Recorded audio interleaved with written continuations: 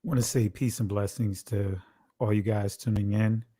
I know that this is not a scheduled session that I'm doing here, scheduled live. I'll be live tomorrow night doing what I do in terms of with the playbook. But I just wanted to touch on a couple of things. And I really appreciate you guys for tuning in tonight. And I'm just going to give some shout outs here of who I see here. And really appreciate you guys tuning in. See somebody here. Let's see who. Why? I want to say peace and blessings to you. Let's see here. Sister Rochelle, peace and blessings to you. Let's see here. Sister Lynn, I want to say shalom, peace and blessings to you. I want to say peace and blessings to you, Donna. I want to say shalom to you. Kazai, I want to say shalom to you. Appreciate you for tuning in tonight. Let's see here. Sean, want to say shalom to you as well. Peace and blessings. Who else do we have here?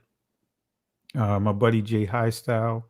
That's my buddy right there. All right. I tell you, I love your screen name, man. It just takes me back to, when I used to do the pop locking and break dancing and all those things. So really appreciate you as well. Let's see here. Who do we have here? Zazak. I hope I didn't, mispronounce your name. I want to say peace and blessings to you, my brother, for tuning in tonight. All right. Who else do we have here? Let's see here. Peace of me. I want to say peace and blessings to you. I want to say shalom to you. All right. What else? Who else do we have here? Shawnette. I want to say peace and blessings to you. Strong Island. I want to say peace and blessings to you. I want to say shalom to you. I want to say shalom to you. Mashpakat, to my brother. Yuda Israel. Appreciate you, brother. Let's see who else do we have here. Yukanan, or I hope I pronounced your name correctly, or Yakanan, rather. Peace and blessings, brother. I want to say shalom to you as well. Let's see who else we have here. Child of the Way. I want to say peace and blessings to you, and thank you for speaking a blessing over me. Really appreciate you. I want to say peace and blessings to Sister Shalon. She's my road dog. She's been really supporting, for being very supportive of what I do for years, and witnessed a lot of things that I had to deal with over the years, different attacks and things along that line. So I really appreciate her. All right, let's see here. J Cam, want to say peace and blessings, shalom to you as well. All right, so we're just gonna go ahead and get started here, and I'm going to touch on just a little bit here. And I'm sure some of you guys saw the discussion last night, and I'm not going to really go into all of that, but I just want to give a little clarity with my approach. I'm one of those individuals because I take my responsibilities as a pastor serious, so I'm very conscientious of what I say. I wanted to make sure I didn't get, caught up in the name calling. There was a lot of things that occurred yesterday that shouldn't have occurred in terms of a lot of the unnecessary name calling, regardless of the disagreement. And it was coming from vocab Malone in regards to how he uh, insulted me and Brother Dante, with a lot of, just to kind of as a way to shift the narrative. So I want to make this clear, guys. I am a pastor, so I still have to make sure that my behavior is that of what the Most High is expected of me. So certain things I will not stoop to. I would not get into the mud. Yesterday with that whole thing with what vocab was doing was trying to really get us to get into the mud. So I don't get down like that. I want to speak the truth, of course. I'm going to draw the line, but at the same time, we as the people of the Most High, we have to definitely be conscientious of how we articulate ourselves, how we express ourselves, because we are under the microscope. We're under that magnifying glass. Where so many want to look for a reason. And yesterday, some were on there strictly to look for a reason, look for a way to say, I call it the aha moment. And that's something that I will not stoop to, and then I mentioned the pews, and we'll deal with that. But I want to make this clear. Um, don't ever let someone make you feel like uh, you have to you have to allow them to validate you. That is the mark of the beast. And we want to deal with that just a little bit. The mark of the beast is where you have to, or feel the need that you have to allow your oppressors to validate you.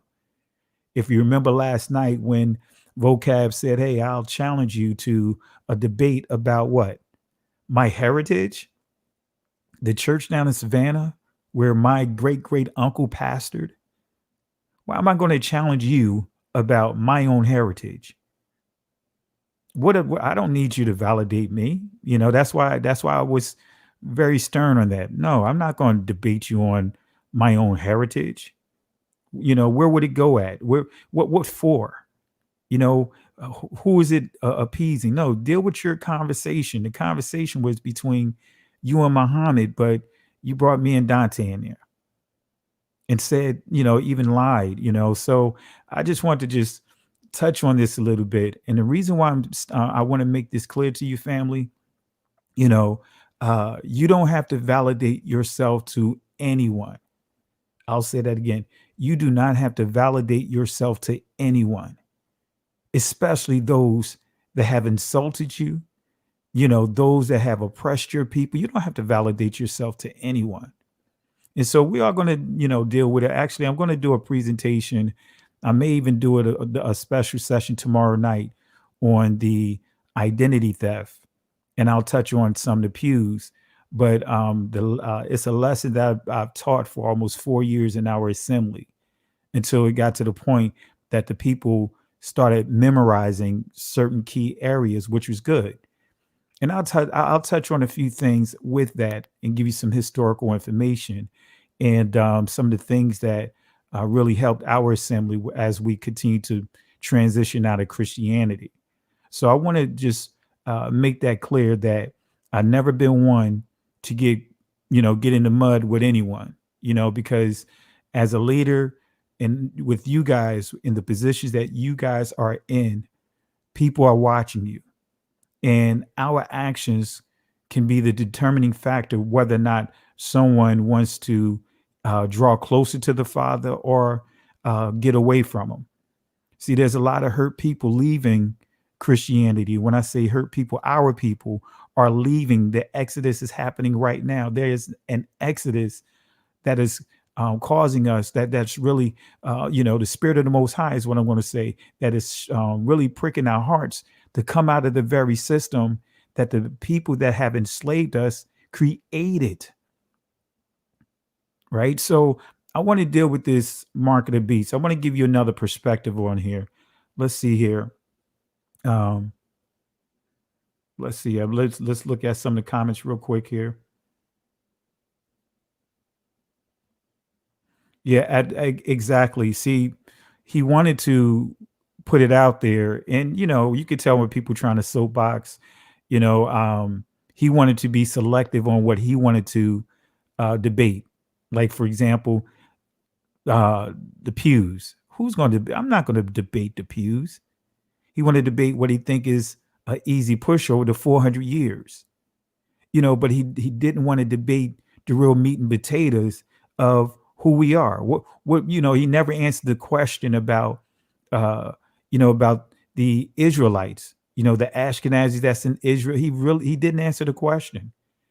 So those are some of the things we have to be mindful of, and just definitely stay clear of the traps that are out there. And so um, that's why I wanted to make it clear. And as Sister Rochelle just pointed out, yes, Pastor, you handled that very well. He knew that. That's why he kept bringing up he was threatened with being sued. He had no ground with you at all. I- exactly.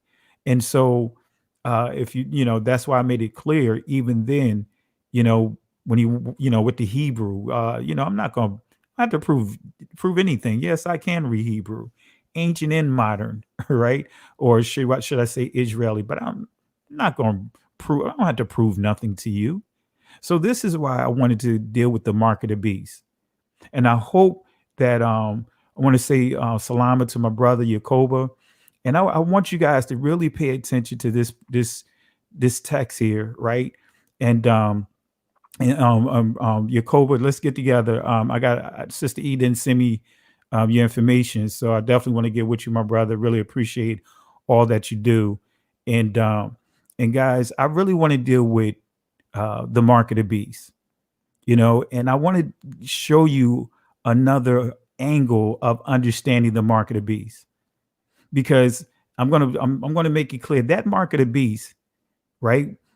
All the things you may hear people say, like the chip and social security, and all these different things, birth certificates.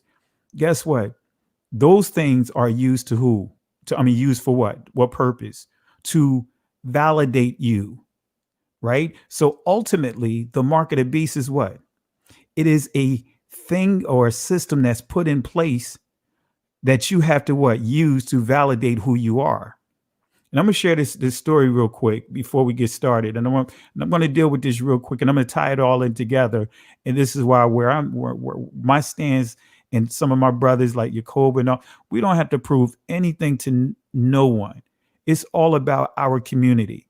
We got to start with our community first before we can even think about other communities. We got to start within the in-house, like Nehemiah did. He made sure everyone that was not there to build up and do the work, those that was trying to hinder the work, guess what? They were on the other side of the wall, the outside of the wall. Once he got all of our brothers and sisters together to build that wall, and they built that wall, then he dealt with whatever internal things that needed to be addressed internally. So with that being said, I remember when I was younger, me and my brothers, we was out in Detroit for a little while, for a few years. And my mother, she was a young mother, and she uh, uh, went in the military. And so we went out there to live with relatives. And I remember the school that I went to. I went to a school that was for gifted and talented. I've been drawing since I was literally 5, 6 years old. You name it, I could do it. I could draw. I could do oil painting. You name it, graffiti. You name it. So, but nevertheless, I went to a school for gifted and talented, and I never forget. It was just me and another um, black kid that was in this class.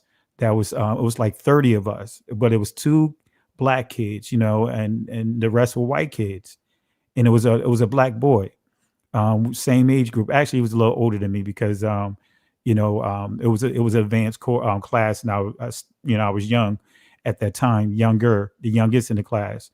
But nevertheless, I remember this boy had this other black kid had to use the bathroom, and I remember he had to use the bathroom, and the teacher, he raised his hand, and the teacher wouldn't let him go to the bathroom, right?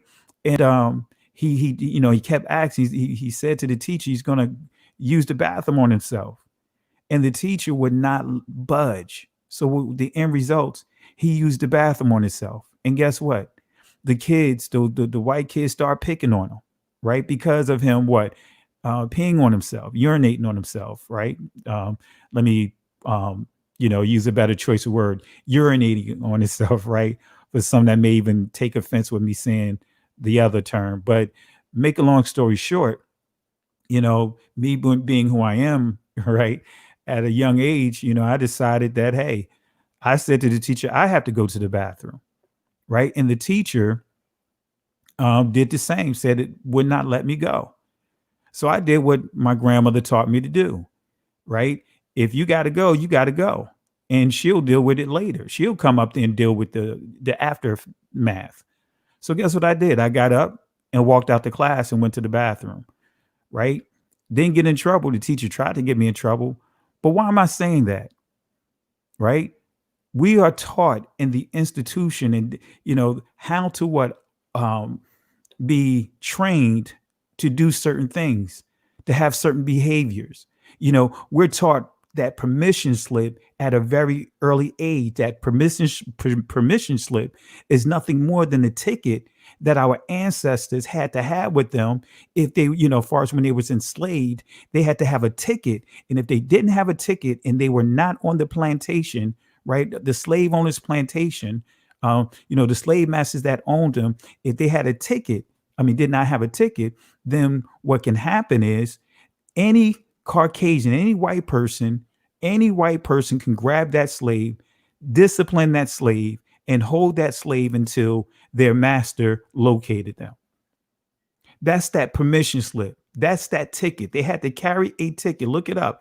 Barbados, that's where it started at. Barbados slave code, right? So I'm saying all of that to say we've been institutionalized as a people that no matter what we do, we need validation of the oppressor to confirm us, all the way to us being Hebrew Israelites. They've literally got like Pastor Majors, Hebrew Nation, and Divine Prospect, Zion Lex, and a number of others that are out there. Pastor Carr. The issue is we're comfortable. We don't need them to validate who we are.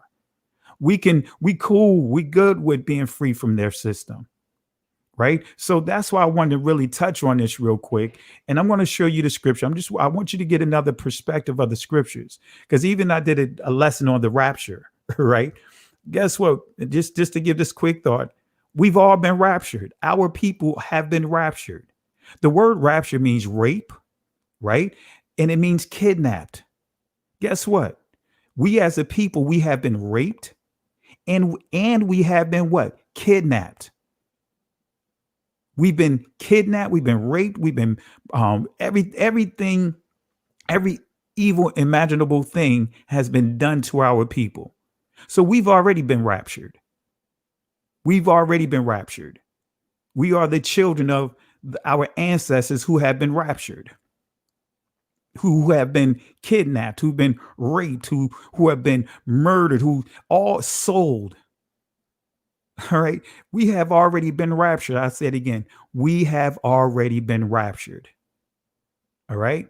So let me share a couple more things here. Let me go ahead and put this presentation up. All right. So again, I just want to just touch on this real quick.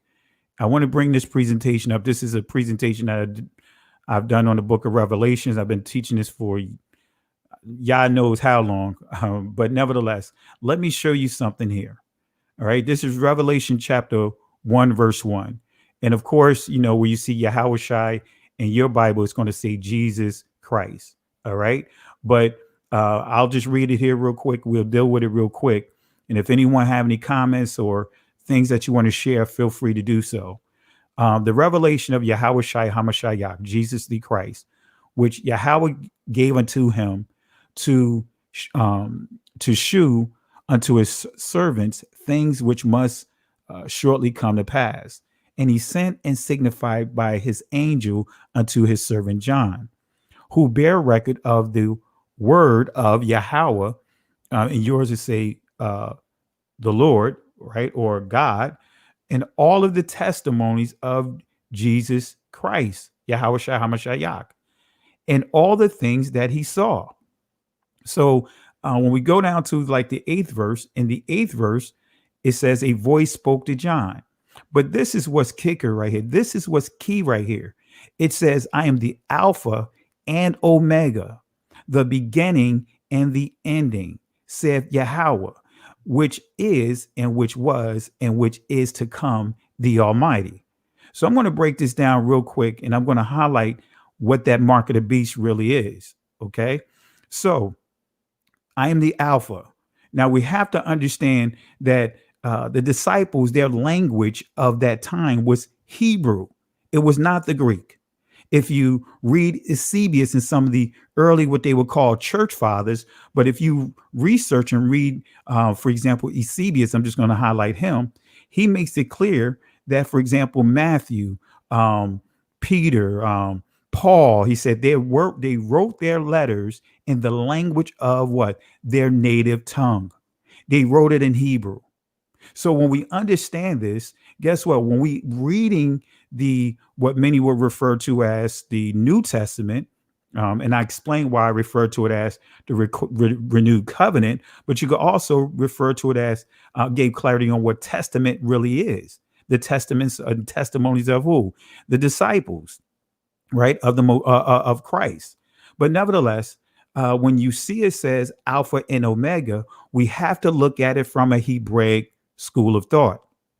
Alpha and Omega, that's not a Hebraic school of thought, right? But let me show you the actual school of thought of Alpha and Omega from the actual ancient Hebrew. Here we go. Actually, what he's saying, I am what? Alap, right? That's the ancient pronunciation of the first letter of the Hebrew alphabets, right? Now, in Israeli language, and for those that want to get more clarity on why I'm referring to what many would call modern Hebrew as the Israeli language, just go to the playlist and you'll see in the playlist, a Hebrew playlist, and watch those two videos. And I give proper clarity and primary sources to prove to you that that was the actual pronunciation. Ancient Hebrew did not have the 14 variations of the ah sound. It had one vowel, and I give you plenty of references. But nevertheless, it says, I am Alap. In the Israeli language, they would say Aleph, right? But let's deal with this. I am Alap, right? And here's the first letter. The numerical value is 1, all right? Alap.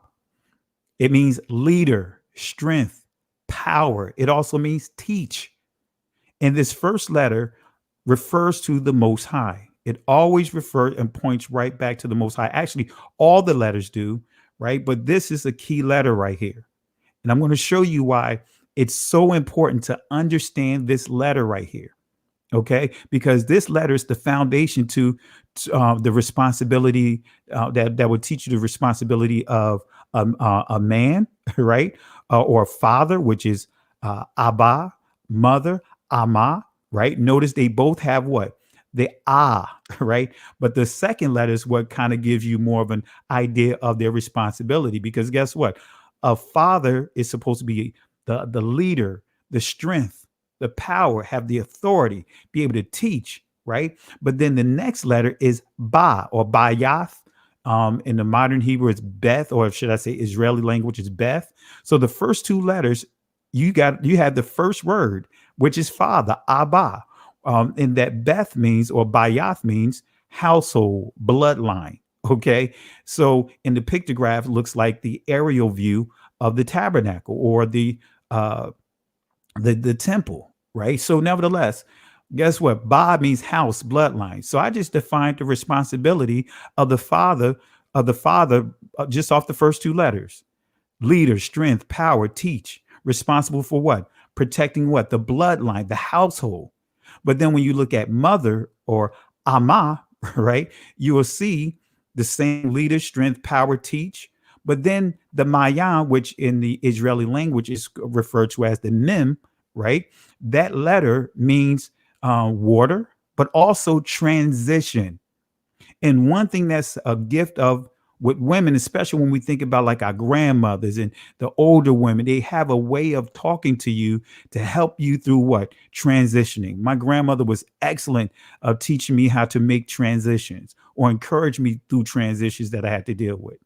But nevertheless, let's reel it back here. So alap, the numerical value is one, okay, and it points to the Father. So the alap or the aleph is what, again, but I'm just going to say alap from the ancient Hebraic perspective. Alap is the first letter of the Hebrew alphabet. As the first letter, it would naturally be a reference to Yah. In ancient Hebrew, an ox head represented this letter, which represents strong or strength, power, leader, authority, teach. So this letter expresses the oneness of our Allahayam, right? In the Arabic, it'll be Allahim, right? But in Aramaic, it would be what? Allaha, right? So in ancient Hebrew, it's Allahayam with the masculine plural, the yam. We'll deal with that another time. Again, I encourage you to watch those two videos that's under the playlist, right? Of the Hebrew playlist. Watch both of them in its entirety before you form an opinion. Listen to both of those videos, and I literally lay out the full lesson and go in and give you references on everything that I teach. All right. So this letter alap expresses the oneness of our Allahayim. It teaches the unity of our Allahayim in three persons. And our unity within our Allahayim. Now, when I say three persons, I'm not using the term Trinity. We don't need to use those terms that originated in what? Other religious systems, other systems such as the Romans. They had the Greeks and the Etruscans and some of those other groups, right? And when you start understanding that term Trinity, Trinitius, right? That was something that was added. That was, I believe his name was Tertullian. I believe he was the one that brought that term over to within the early followers of the Hebrew Israelite Messiah around the 2nd, 3rd century. But nevertheless, with that being said, we don't need to say Trinity. We could say Allahayim. Some will say Elohim, right? That's a whole nother discussion, but Allahayim.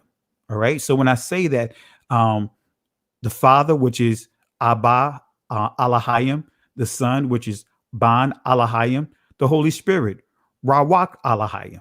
Okay. But nevertheless, so the Aleph is also the first letter of the alphabet.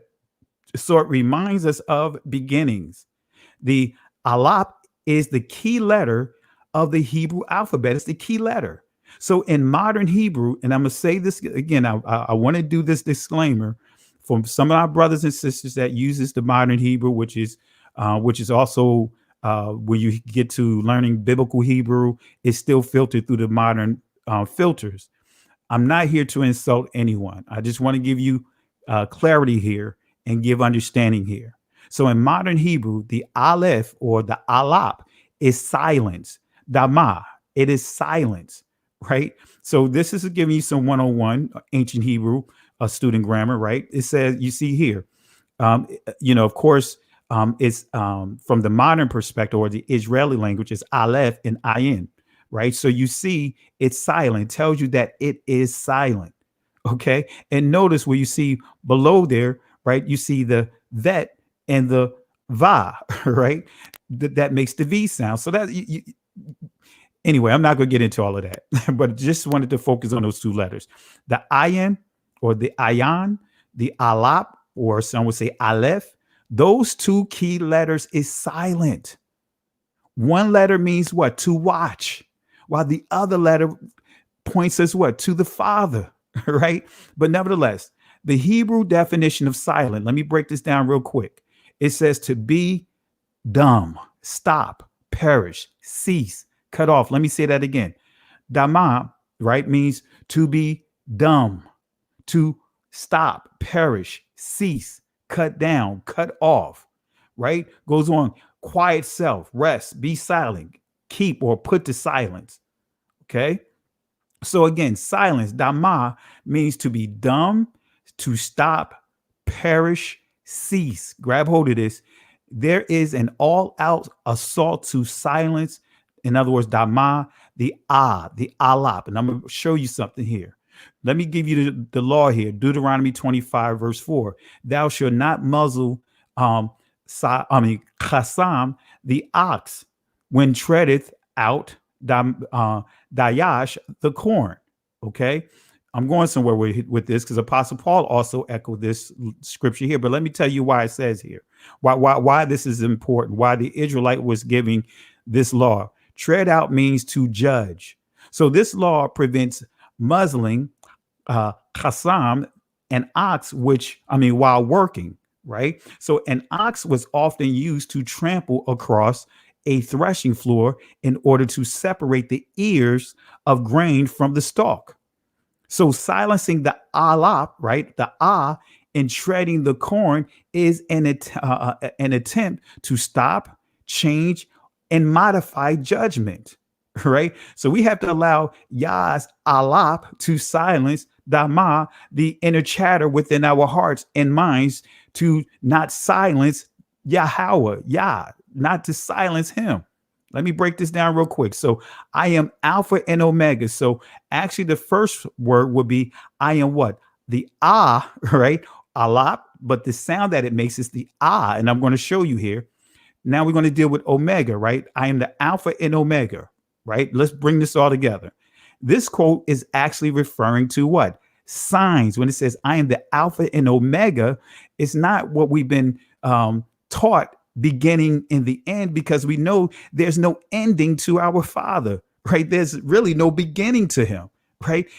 So when we know that he's been in existence for all eternity, if we say that there is a beginning to him, then that means that he's not eternal, right? If we say that there's an ending, he's not eternal. Actually, from a Hebraic perspective, this quote actually means signs. And let me prove this to you. Right. So here's the Hebrew word for signs. Look at it, what you see below. Ath, right? You see the and the tha. That's the first letter and the last letter of the Hebrew alphabet. The tha means signs, proof, evidence. And the numerical value of that letter is 400. Think about the 400-year prophecy, right? And the numerical value for the is what? 1. That's 401 years. Look at what's happening now all around the world. The 400-year of this country just took place last year. But look at what's happening right now as we cross that 400-year threshold. Look at all the things that are happening. So the Hebrew definition of sign, let's see what it says here. It says a sign, a signal, evidence, mark, miracle, proof, token.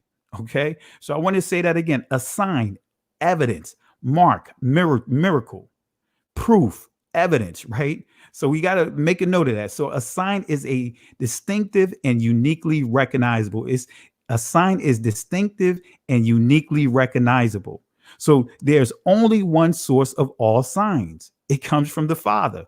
Exodus chapter 4, verse 1 and 2 and verse 8. I'm just reading it real quick so I can get to my point. And Masha answered and said, but behold, they would not believe me nor hearken unto my voice. Now that's a key word right there. Shammai, right? Shammai means what? To listen with intelligence.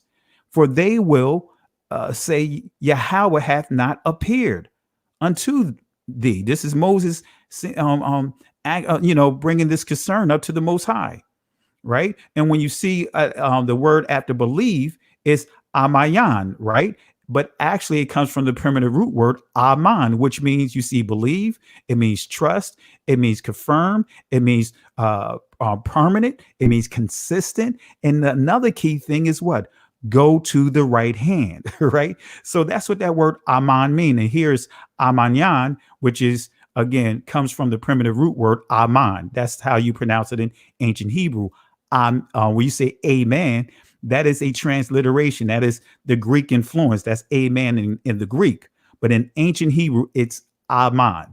But nevertheless, it says, said that, nor hearken Shammai unto my voice, for they will say, Yahweh hath not appeared unto thee.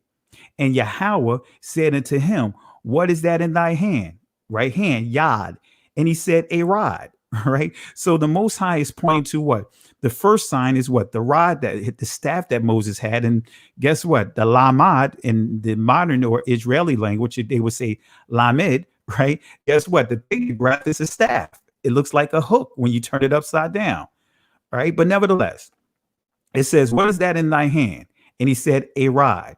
And go down to verse 8, it says, and it shall come to pass if they will not believe, right? Thee neither hearken to the voices of the first, right? Notice what it says, first sign, that they will believe the voice of the latter, right? So think about what that means. If they would not listen to what? The first sign. So the Most High always had what? Things done in twos, right? I believe that's Deuteronomy chapter 19, either 17 or 19. Actually, I believe it's 19 that deals with the what? Law of at least two witnesses in order for something to be established. But nevertheless, I'm showing these scriptures here. So you see that the sign comes from who?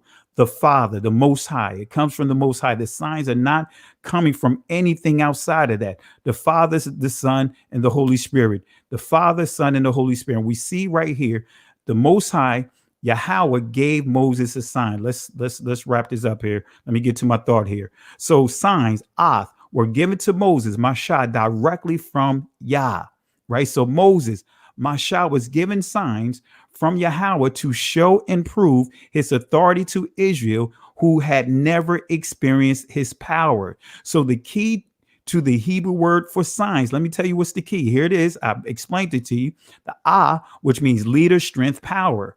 Then you have what? The tha, which means sign, mark, evidence, right? So that's the key. Leader, strength, power, sign, mark, evidence. That's what, and I just gave you the definition of what? Sign. But notice the first letter and the last letter forms the word sign. So silencing dama, the will allow the person, whoever's changing this sound, this sound, right, or silencing it, it would allow them to change what? The associated signs, right? Because guess what? Again, when you understand, when in modern Hebrew or Israeli language, however you want to pronounce it, guess what? You're never pronouncing this letter. You're only pronouncing the marks that is assigned to that letter. So that mark was created by man. Right below there on your screen, you see what it says, Naquad, right? In the modern or Israeli is Nikud, right? And that's getting into, and again, watch those two videos. And I explain what the matriz lectionis versus, which is vowel letters, versus the Nikud system, which is dealing with points, right? And I encourage you to watch those two videos. But nevertheless, in modern Hebrew, you are never pronouncing, or Israeli language, you are never pronouncing the actual letter, the alap, but you are actually pronouncing the speckle. And let me break this down real quick. Speckle, not quad. Right here, so this is what it means, right? It means to mark. By what? Puncturing or branding. We're going to get to what? The mark of the beast, but what? To mark, right? By puncture and branding. All right. So let's confirm this word in Genesis chapter 30, verse 32. It says, I will pass through all the flock today, removing from thence all speckle, not quad, and spotted. Tala, right? Speckle means the lamb or the sheep, the cattle that he had to what? Put a spot on, right? I mean, had to branding because it didn't have any natural marks to recognize it. Spotted means that they had natural marks, right? So again, speckle means to branding. So here we see Jacob had to what? Branding some of what? His flock, so that way he could understand and make a distinction of who belongs to, what belongs to him. So again, speckle, you see what? Not quad, or transliterates to Nikud, okay? So these are the key letters in Hebrew, right, that were branded. Let me show you the alap. I pointed that out. Key letter, number one, numerical value number one, leader, strength, power, teach, right? The ha, right, numerical value 5, which means reveal, uncover, open. And guess what? The word revelation, right, reveal. The Hebrew word is gala. Also redemption, gala. Guess what? Our brothers and sisters, which, that are our relatives, that you hear the term gullah, right down in South Carolina, North Carolina, Georgia, Florida. Guess what? That is our people. That is us. That word gullah, right? This is the primitive root word gala, which means reveal, uncover, open. It also means redemption. All right. Then we have the wa, all right? Another key term, letter here. Tent, peg, hook, secure, and this is used as a vowel letter. It's also pronounced sometimes va, which is a Germanic influence, right? Next letter is the yod. This is another important letter, right? This is the 10th letter, right? And this letter means hand, arm, redemption. The pictograph is what? A side profile of looking like someone, what? Hiking a bar, right? But nevertheless, these are some key letters here. This letter is used as a vowel letter in the Israeli language. And the Hebrew Israelite Messiah warned about even touching or shaving the hairs off of any of the letters. He warned his disciples there, right, about that. But nevertheless, the ayan, right? This letter means eye, sight, watch. Numerical value is what? 70, right? Eye, sight, watch. We all need to have this, right? This is key. And this is a letter that's been silent. And there's the pictograph, what? The eye. That's the pictograph, right? Another letter here is the pa, right? Pa means mouth, instructions, command. Also, it means mind. So when Paul said, let this mind be in you and that is in Christ Jesus, what he's actually saying, let the words that come out of your mouth, right, be in alignment with the Hebrew Israelite Messiah. So the numerical value is 80. Okay. And there's the lips right there. That's our lips right there. That's what they created cartoons to mock us with, right? That's a whole nother subject in another discussion. We'll deal with that another time. Then you have the shan, right? In the Israeli language, depending on the mark, if the mark is to the right of the letter, top right of the letter, you pronounce it as the sheen. To the left, you pronounce it as the seen. Okay. So it means teeth, tool. Numerical value is what? 300. Okay. So you think about Gideon, 300. So it means teeth, and the pictograph is what? Teeth. So not only were key letters branded, not quad, but also the people connected to the letters in their language, Lashon was what? Branded. Let me bring this home here. This is key here. This is coming from PBS, the Middle Passage. The captives were about to embark on the famous Middle Passage, so-called because it was the middle leg of a three-part voyage, a voyage that began and ended in Europe. The first leg of the voyage carried a cargo that often included iron, cloth, brandy, firearms, and gunpowder. Upon landing on Africa's slave coast, the cargo was exchanged for Africans fully loaded with its human cargo. The ship set sail for the Americas, where the slaves were exchanged for sugar, tobacco, or some other product. The final leg brought the ship back to Europe. Okay, so the slaves were branded, painted. Look, here it is. The slaves were what? Branded with hot irons.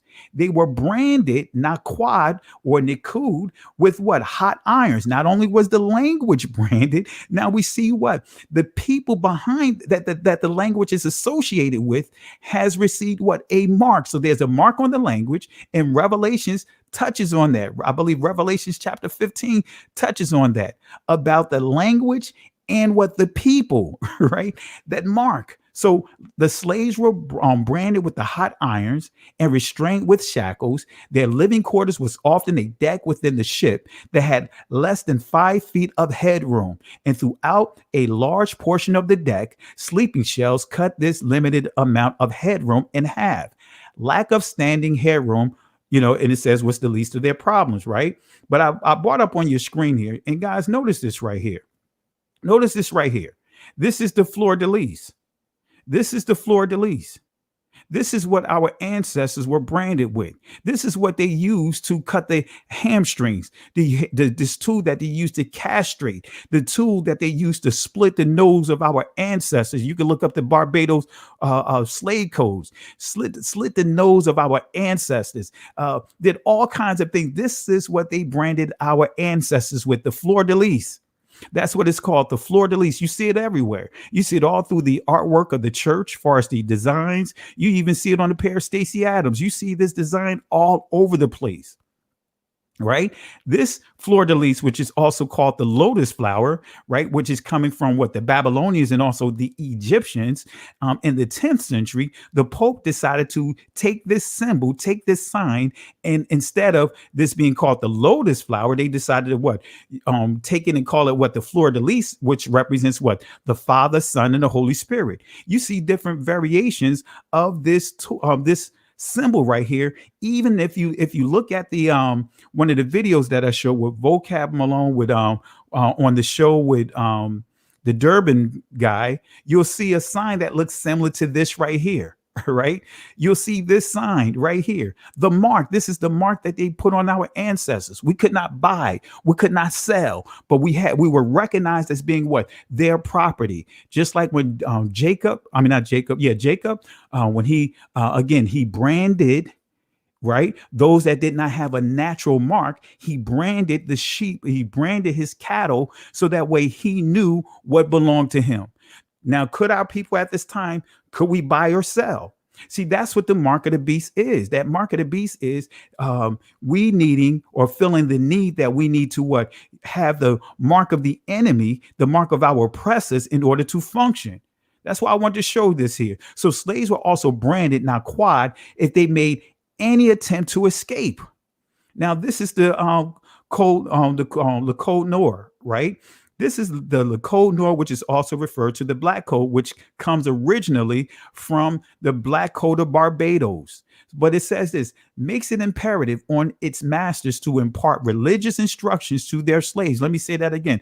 Makes it imperative on masters to impart religious instructions to their slaves. Number 3, permits the exercise of the Roman Catholic creed only. Every other mode of worship is prohibited. Guess what? The Calvinists fell up under this. All of them fell up under this. And ultimately, when you understand the Nicene Creed, this is where you get the affirmation of faith. Right, that's what many churches call the affirmation of faith. It comes from the creed that was established in Nicaea, where it says we believe that we believe that what is it? We believe now I can't even recite it now. I used to know it right off the top of my head. We got away from all of that, but it goes off as start off saying we believe that the Bible is the only infallible written word of Yah. Or it says God there. We believe in God in 3 persons: God the Father, God the Son, God the Holy Spirit. That is actually the Nicene Creed, or the Creed of Nicaea, that was established at that time, right? But nevertheless, permits the exercise of the Roman Catholic Creed only. Every other mode of worship is prohibited. Let's go further here. Negroes placed under the direction or supervision of any other person than a Catholic are liable to confiscation, right? Number 4, Sundays and holidays. Let me say this again. Sundays and holidays are to be strictly observed. Let me say that again. Sundays and holidays. This is part of what? Their code here, this Black Code here.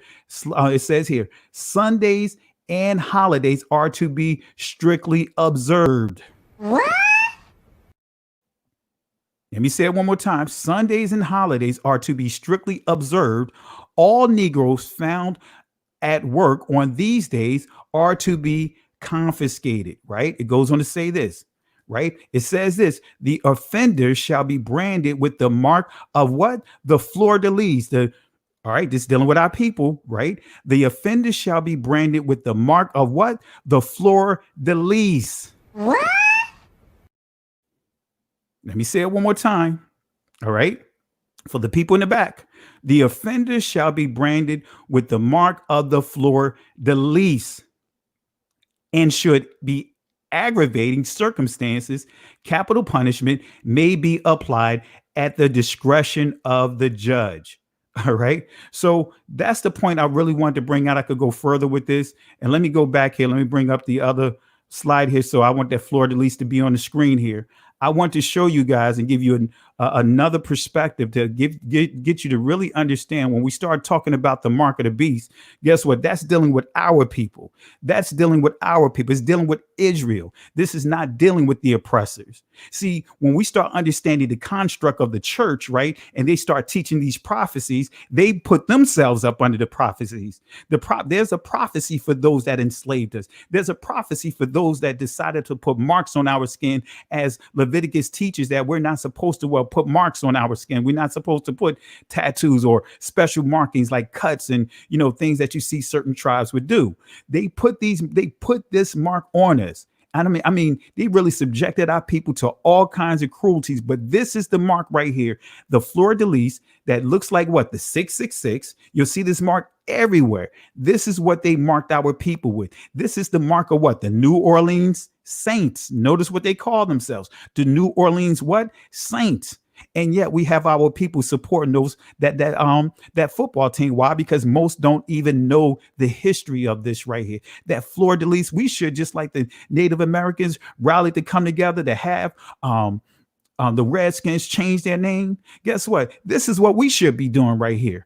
This is what we should be rallying behind, for them to recognize that this fleur de lis, like they say that the swastika is the ultimate symbol of hatred and cruelty to in terms of with the Jewish community as we know it. This is that same thing, if not its equivalent. It's just as bad, right? If not worse.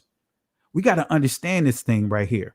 Good night, Sister Pam. Appreciate you for tuning in. I know you got to get to bed, but I want to show you guys here.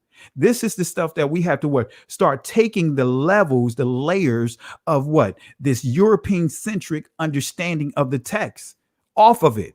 Right now, from our European understanding of the text, we're supposed to love those that have raped us and mutilated us, those that have raptured us. We're supposed to love them.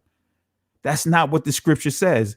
And I definitely want to do something with Jacob, because he mentioned that we should do something about really properly teaching, turn the other cheek, properly teaching, pray for your love your neighbors and pray for your enemies, properly teach it within the proper context, what the Hebrew Israelite Messiah was teaching. But this fleur de lis is the mark. This is the mark that was put on our ancestors, and we're still dealing with the mark of having to confirm ourselves, have to get their permission. What do we need their permission for?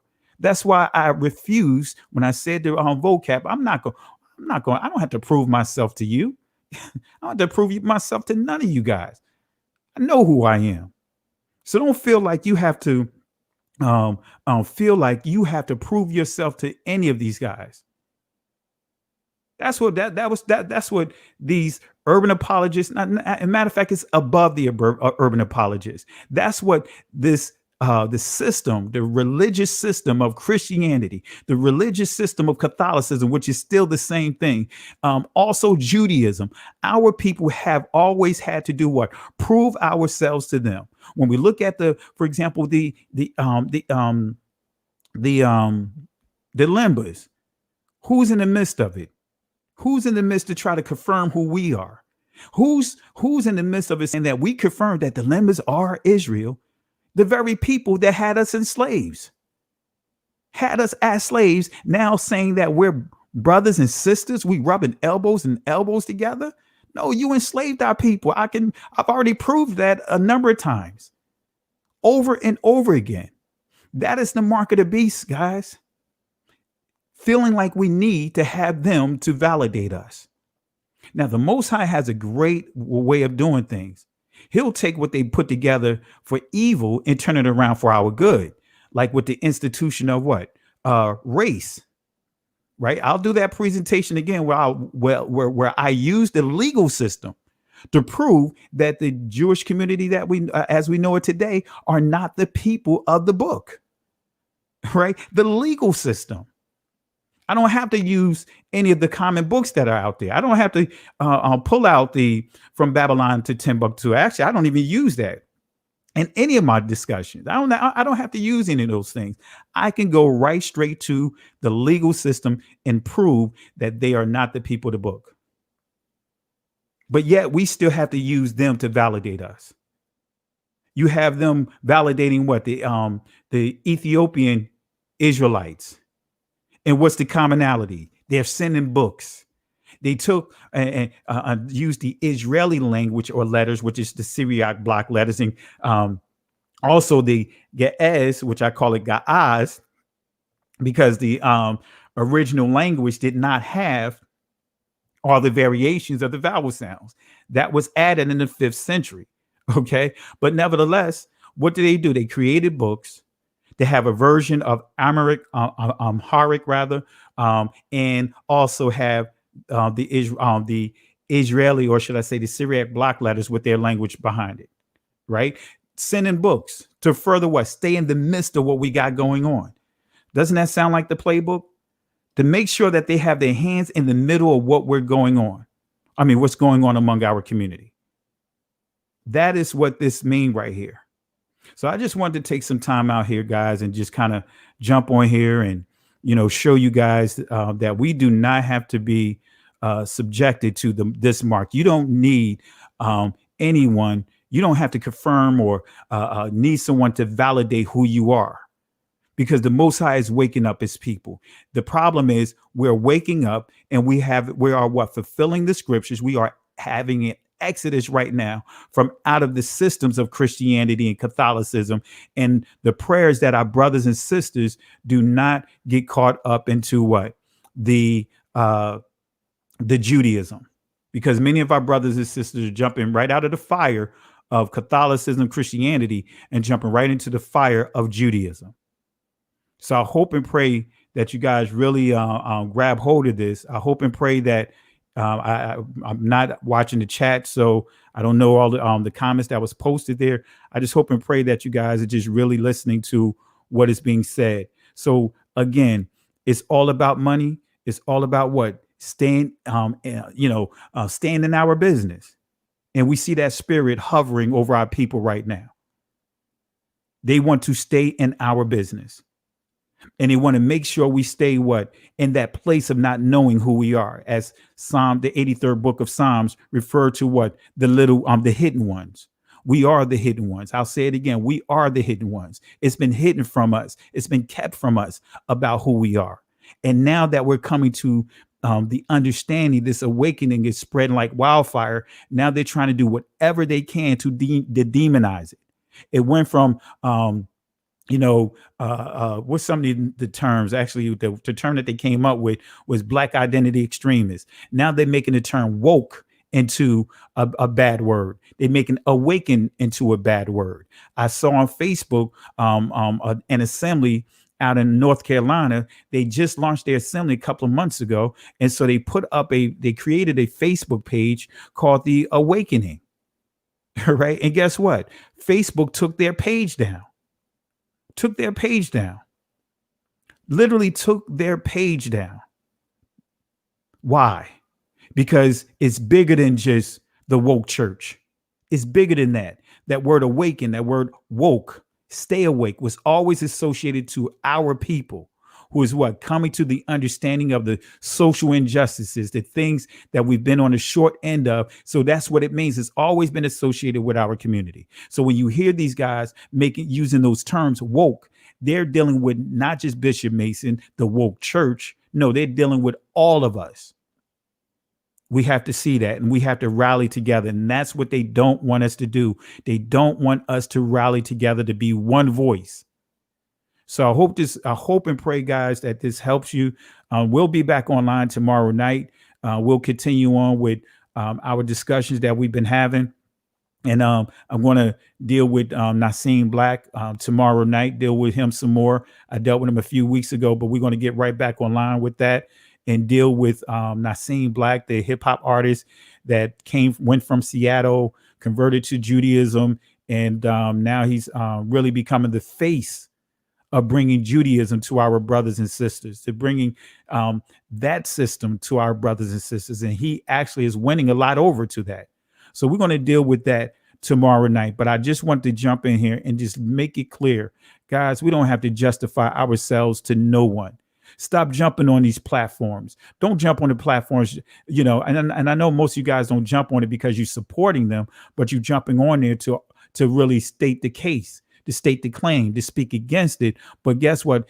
Whether you therefore the support or not, they're still getting the numbers from it. So there is actually still promoting their channel indirectly. If you click dislike, a dislike and a like still counts in statistics. See, that's the playbook. So right now, what they're trying to do, they're rallying their people, right? They're getting us to flock to their YouTube channels, so that way, what it builds up. It builds up their views. It gets their. That's the playbook. They've been doing this playbook for quite some time, right? So again, stay off of those channels. If we need to have dialogue, let's deal with the dialogue among ourselves. I encourage you guys, Hebrew Sphere, join HebrewSphere.com. I have a group. I created a group there. Dante did a great job of putting this tool together. Teo Ministries, have really done a great job with putting this tool together. It is a site created by our people, to our people, and for our people.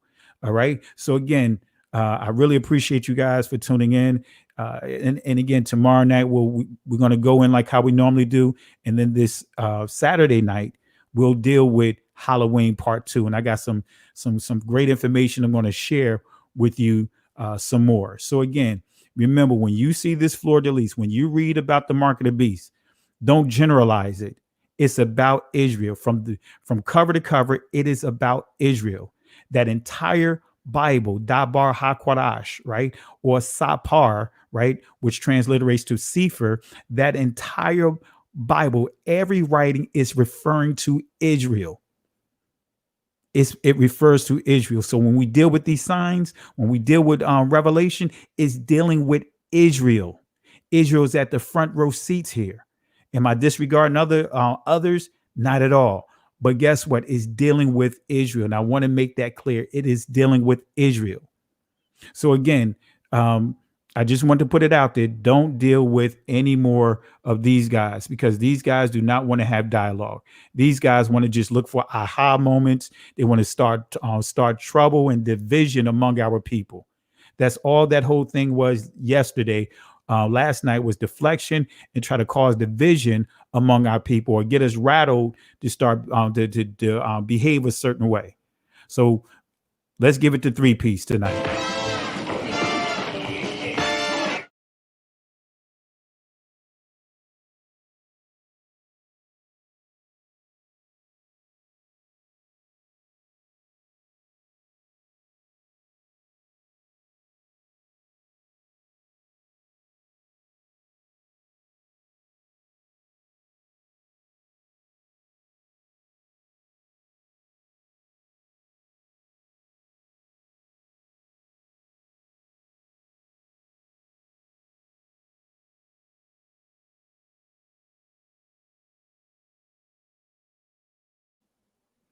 All right, guys. Yeah, it looks like they starting to mess with my signal here.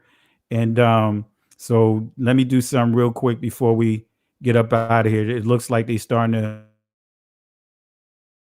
do something real quick to make sure that my I could close out properly, because they really have been doing a lot to buffer and um, do a lot with the throttling, the bandwidth. They've been really doing a lot with the channel. I noticed Yacoba, Yacoba, Dante, and others are having the same problems. Comments are not being posted.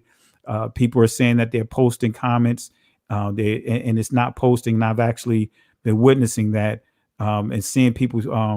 People actually contacting me saying that their comments would not post. So they're doing a number of different things to try to minimize the attention that we are getting through social media. So don't be discouraged. So let me just do something real quick, just to make sure this closes out correctly, because I know if I hit end right now, it's going to give the impression that we're still going on. And again, they're messing up with the animations here. So let me just do something real quick. All right, let's see here. All right, I tell you, using their system. This is why we got to come off the grid, so to speak, come from out of their systems and use our own systems, put together our own sites, our own browsers and all those different things, right? We got to come out of their system, and utilize our own. All right. But nevertheless, guys, looks like they're not going to let me get back in like I should. I mean, well, to really close out the way that I want to, they're literally doing some things to prevent me from doing what I want to do here. But nevertheless, let me just see any comments that you guys have as we get ready to close out. Let's see here. Let's see. Let me look at some of the comments real quick.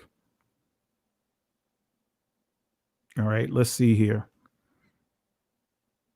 All right, let's see here. Oh, now they want to send me this here. I tell you guys, they are doing whatever they can to try to stop this movement, literally. All right, so I may have to put back on my programming hat and come up with some stuff here, some additional things, tools for our people as well. All right, so let me do it this way.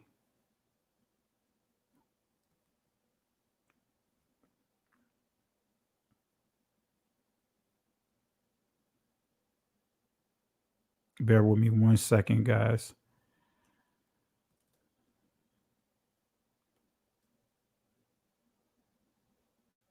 All right, let me close this out here. My apologies. Mm-mm-mm.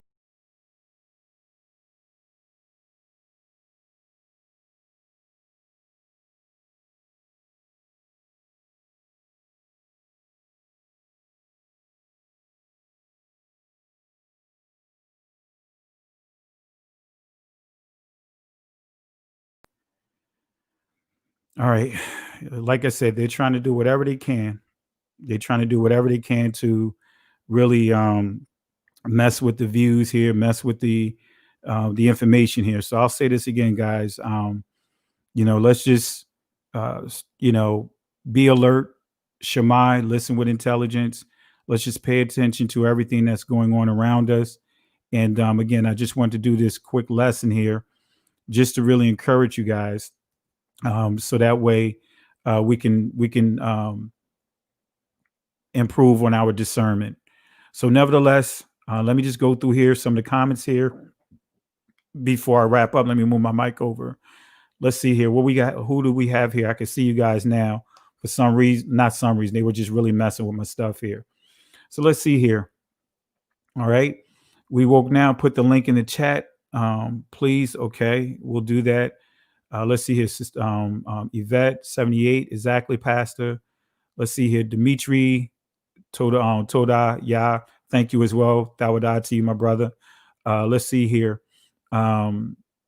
Sister Pam, appreciate you. Who else do we have here? What's some of the comments that we have here? Yep, Tio and Ashonda at large, the House of Israel. Yes, a lot put in, and she's put in the work as well. Ashonda, and I really appreciate her diligence and and the things that she's been saying as well. So you're absolutely correct. We are Israel, and they can't do anything about it. Absolutely. Chadwick Brown, appreciate you for tuning in. Thanks for the thumbs up. Timothy Price, Yah is with us.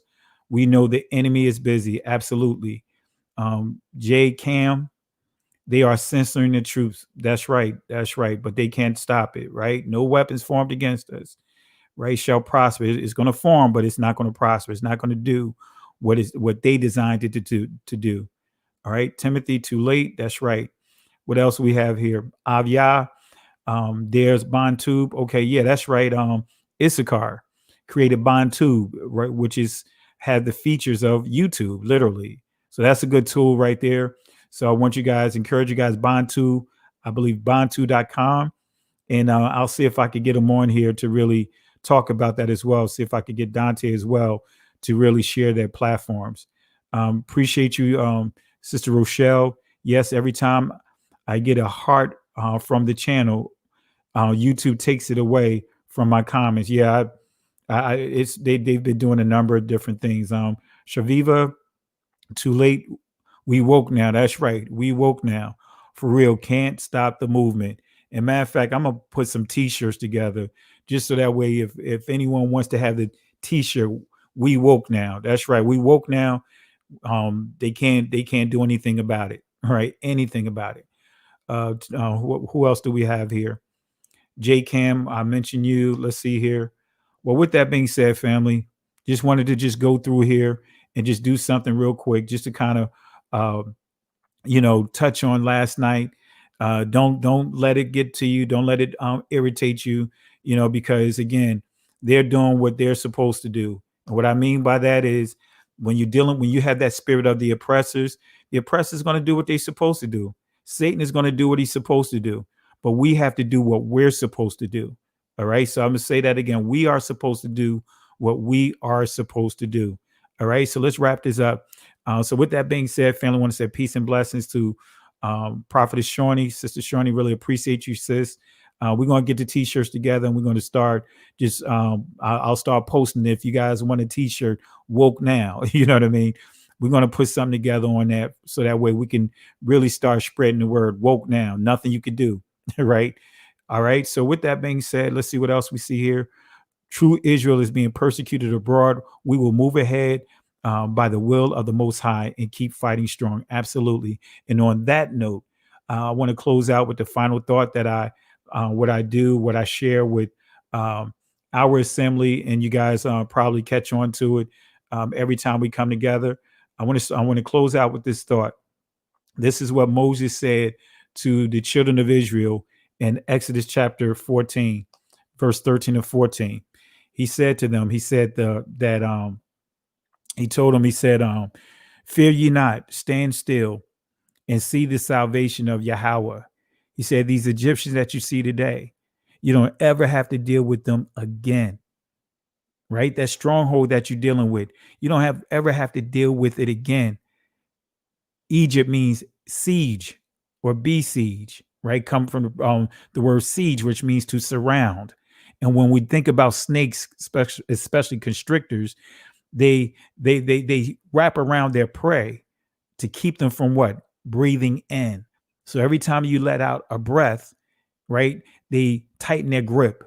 Okay. And that's very instrumental in how they would sack cities, how they would sack castles and all of that. But nevertheless, fear ye not, stand still, see the salvation of Yahweh. This stronghold, this siege, this captivity, right, that you see today, where it's going to come a point in time we will never have to deal with it again. If we will not be under the power of those that are oppressing our people again. Said the Most High will fight for us, but we have to do what? Hold our peace. We have to watch what we say, how we say it, and when we say it. Hold our peace.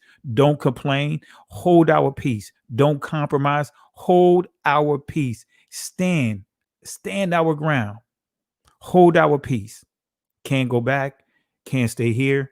Keep moving forward. Can't go back. Can't stay here. Keep moving forward. And for the last time, can't go back. Can't stay here. Keep moving forward. Shalom.